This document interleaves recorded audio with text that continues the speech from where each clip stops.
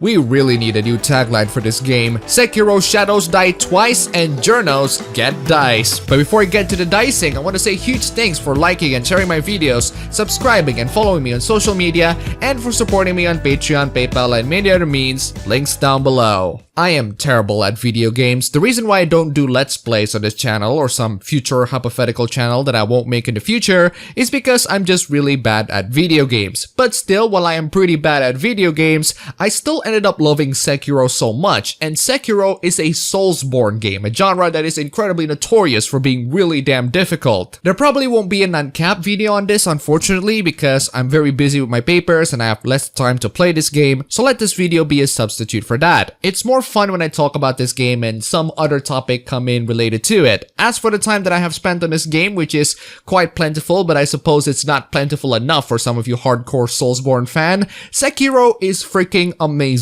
And this is coming from someone who only played Dark Souls 1. It's a really punishing game for sure, but something about the game just keeps making me wanting to go back to it, like being a sub in a BDSM session with a smug anime waifu as a dominatrix. Something about the game just keeps making me want to come back to it, especially once you master mechanics and find all the secret items and areas and stuff. It's a really punishing game for sure, and yet I quite liked it. Maybe I'm just being a masochist, or maybe because I got real good at the deflection and the posture mechanics to the point where early boss fights that took me like 20 tries now took only just one. The game punishes you for it, but the longer I play this game, the more and more I got good at it, and that's why I love Sekiro. I will continue playing this game when I do have some time, and so will many other people, as this game topped the UK sales chart and it becomes Steam's biggest launch of 2019. The game is getting critical acclaims from so many people, and well-deservingly so in my opinion. I'm surprised at how well this game runs on my laptop, 1080p high, and I'm hovering around 40 to 50 FPS, which is incredibly playable. Great job with the PC port from software. Sekiro is a freaking fantastic game, and for 60 bucks, it's a Soulsborne game that should last you 60 hours plus, and therefore a very solid purchase if you're into that sort of thing. But then again, if you are already into Soulsborne, this game would already be on your pre-order list, so saying that would be redundant. Sekiro is not for everybody, especially these unfortunate game journalists that we're going to talk about today. Now, I review games on this channel, and I understand the feeling that some games just aren't made for you. I personally don't like multiplayer battle royale games or multiplayer games in general, so reviewing those games would be a chore, but at least my reviews are just extra content and I don't have to make them. There was that game journalist who said something along the lines of, my least favorite part of being a game journalist is playing video games, which is like saying the worst part of being a cop is to get shot by thugs. Sorry buddy, but that's what you signed up for, and you either gotta deal with it or stand in the unemployment line. Take this hilarious article from PC Gamer. I'm never going to finish Sekiro. I don't know what the point of this article is other than PC Gamer has a slow news day and they need someone as their sacrificial lamb to publicly humiliate themselves. But let's read on anyway and have something to laugh at. It took a dozen hours before I decided I'd never seen the end of Sekiro. The giant ogre was beaten, the forest shinobi hunter was slain, several prosthetic modifications were in my possession, I'd fended off a giant serpent and left a drunkard to rot.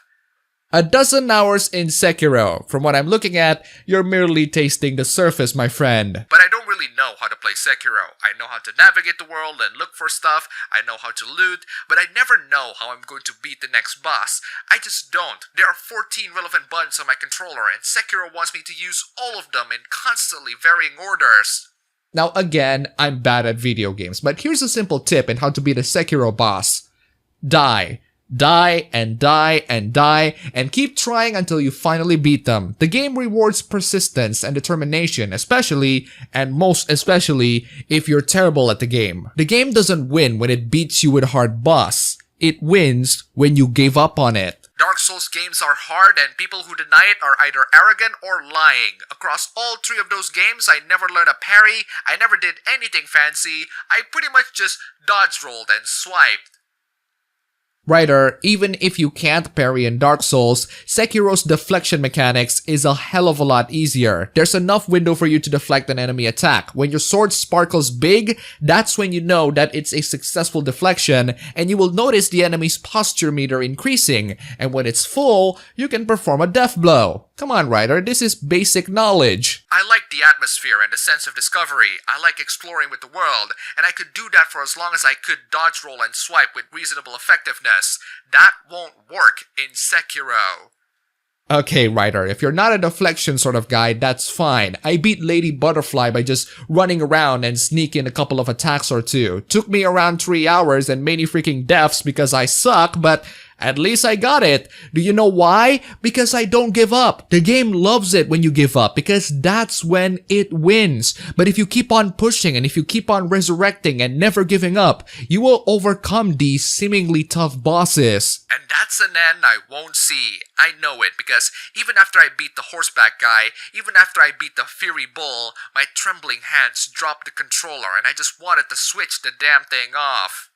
Ah, yes, the horseback guy and the fiery bull. Tough, but nothing rage-inducing in my opinion. They were pretty fun, and the raging bull in particular, I just love it when I keep taunting it. Come here, little boy. Let me jump in on you and pound on your ass as you pull out that sexy drift. Aw, you don't like that? You have a seizure? Your life is going to end soon, don't worry about it. The horseback guy took me less than an hour, mostly because it's really easy to figure out his attack patterns, counter them, and finally break his posture. I even finished him by only consuming 1 healing gourd throughout the fight. Point is, those two are cakewalks compared to what's going to come next, but if you drop the controller at that point, I don't blame you, which is precisely why they have actual gamers who play this game. I'm lucky I didn't put my hand up to review Sekiro. I was tempted to because I'd completed every Soulsborne game, but PC Gamer wouldn't have a review of Sekiro if that task had fallen to me.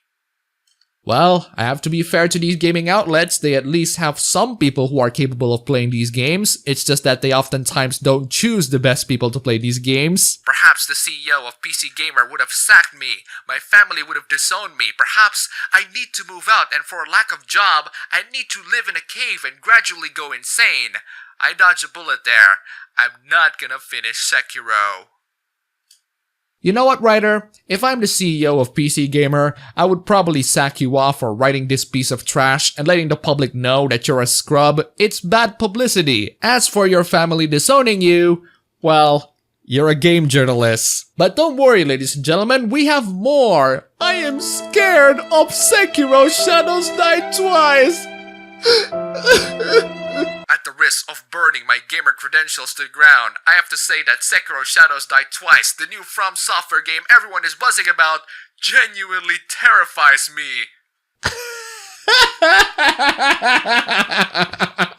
I have read a lot about it to try and figure out if this is a rabbit hole I want to fling myself down, and I'm just not sure. It's kind of a philosophical debate I'm having with myself about why I play games and what I hope to get out of them. I play games because they're fun, and Sekiro is fun. It's challenging, but it's really fun too. Figure it out yourself, writer. The problem for me is what a game like this will do to me. I've long made a joke that I'm sure I didn't invent, that it's not video games that make you violent, it's losing at video games that make you violent. Well, there's a lot of truth to that. Gamer rage compilations is a thing. While people may react to failure in games in different ways, there's something about it that can just set me off at a certain point, not making me literally violent. I'm not confessing to any crimes here, but it can severely... I think you need to give your readers a little bit more credit. Of course they're not literally thinking that you're confessing any crimes. Unless you are. I'm not saying this as a knock against Sekiro or people who like these type of games. I just think there are different types of gamers who play games for different reasons. And I think it's a mistake to classify people who say dive straight into 100 hours of Bloodborne or Sekiro as hardcore, but a frustration-averse gamer like myself with 5,000 hours across my beloved but often not that challenging loot shooters as casual. So in other words, you don't like it when you get called a filthy casual. Yeah, sorry mate, when you make an article like this, calling you a filthy casual is something that people will inevitably do. Journalists have a rather strange propensity of inviting themselves into trouble, a propensity that would have worked great in the Soulsborne genre, and yet here we are. This is why I am scared of Sekiro, because I don't know if I have the emotional capacity to handle a game this punishing. I am sure I could physically do it. My gaming abilities at this point are probably enough to get me past even the hardest of games with enough sheer force of will and fine motor control. Then freaking do it, and the writer did eventually say, screw it, I'll try. Good luck, writer, and safe travels with your Sekiro journey. So, what's the point of this article again? Oh, but don't you worry guys, there's more, and I have saved the best for last. Sekiro Shadows Die Twice needs to respect its players and add an easy mode. Imagine asking for an easier difficulty for a game that is inherently difficult and thinking that it would be respecting the players. I think we usually call this entitlement, but who am I kidding? It's the gamers that always feel entitled, right? It's time once again to revisit an old saw. It was true of Dark Souls 3, it was true of Bloodborne, it was true of all the other From Software games, and will keep being true until the only acceptable conclusion. One of these games finally puts in an easy mode. It wasn't true of any of those games, Ryder. Those games are intended to be difficult, but carry on anyway. There are other difficult games I won't play and whatever, but the difficulty is only one part of what defines these games for me, and honestly, it's not the most important part. So you're telling me that the Soulsborne games are not defined by its difficulty? Yeah, that's a big no for me. From Software has some of the best world building in the business, and I would argue the best character design. Now I agree that the world building in a lot of From Software games are fascinating, but that's like saying this fancy 5-star restaurant has a great atmosphere. True, but I'm pretty sure most people are there for the main meat. But most people, even most people that might like to see that sort of thing, will never see any of that. Define most people. Do you mean most people who play the game? Because they should know what they're getting into when From Software is the developer. Maybe they have limited gaming time and don't want to spend that time fighting Lady Butterfly 100 times in a row. Maybe they're just not that good at timing their parries. Maybe they get frustrated and don't feel like being frustrated. Just now, maybe they have a physical ailment making this sort of precision just a little too difficult to pull off. Then don't play the game or just watch people play them on YouTube. If you're just in there for the storytelling and the world building, you can just watch the pros play the game. There are many solutions to this problem. One that doesn't necessitate an article. There's a lot of talk about respecting the player when it comes to not including an easy mode, an idea that all players can and should play this game in this particular punishing way. Yes, that's the intended experience. That's what the players want, and that's what the developers want to give to the players. Do you have any other definition? Celeste was one of the most critically acclaimed games of last year, and quickly earned its place in what's called the massacre genre. Games that a platformer with the same brutal ethos of a From Software game, and yet that game shipped with extensive accessibility options, allowing each player to evaluate exactly what would make this an appropriate experience for them, and then tuning their own settings to their own abilities.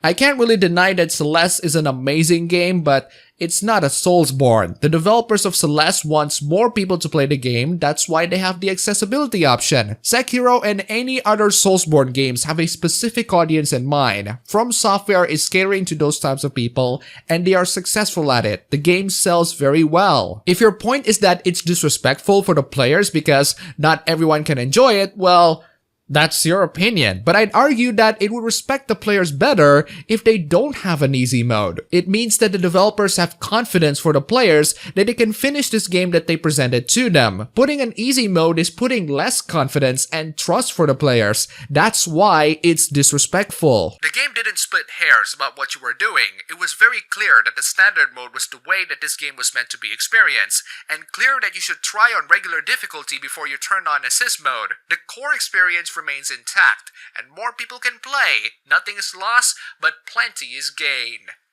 I don't think Sekiro needs more people to play than it already is, Ryder. It's just doing fine right now. People are playing it regardless of the existence of an easy mode. Who will this easy mode option appeal to? I can certainly say for sure that it will appeal to people who don't like these games in the first place, which in that case, why does From Software need to appeal to them? And how many people would actually be singing their choirs and say, finally, Sekiro has an easy mode. God bless From Software for trying to appeal to people who don't enjoy these games in the first place. And this is what I'll never understand about From's fanboys and their continual aggressive insistence that the mere presence of an easy mode would somehow compromise a special experience. I don't understand your aggressive insistence that we need an easier mode for a game that is intended to be hard. It's worth saying time and time again, an easy mode does not have to change the core experience in any way at all, period. No, you don't know that, writer. Every game has their own ways of scaling their difficulty levels. The continued insistence that an easy mode would somehow affect the normal mode seems to represent a player's lack of respect for themselves, an idea that they would not be able to play the game that they want without ruining it for themselves. Excuse me, writer? You're basically telling people, hey dum-dum, there's a normal mode, just play that instead. So let me get this straight. The reason why it's disrespectful to not add an easy mode in the game is because it doesn't give players enough credit to select normal mode? What kind of leap of logic is that? Since your entire argument is based on implication, how about this, writer? If you add an easy mode, it would be disrespectful for the fans because it implies that they're not the target audience anymore. It implies that From Software doesn't care about the fans and they want other people to play Sekiro. Easy mode doesn't ruin the game if the normal mode still exists, but it betrays the overall principle of the game. It's like begging for a bakery to also sell Crocs. I mean, it doesn't hurt the business, but this ain't the place for it. Now, don't get me wrong, I'm guilty of playing games in either ridiculously easy difficulties or just cheat through it for one reason after another. But at least I try to find a solution to get through the difficulty hurdle. I am terrible at video games, but I can assure you that no matter how terrible I am at these games, I will never seriously ask the game developers to make their games easier just for me. That's just embarrassing and frankly, pretty freaking entitled. In conclusion, a bunch of game journalists completely embarrass themselves by telling people that either they don't want to play a game or that the game needs an easier mode because of a really stupid reason. What else is new? The Lord is a trap?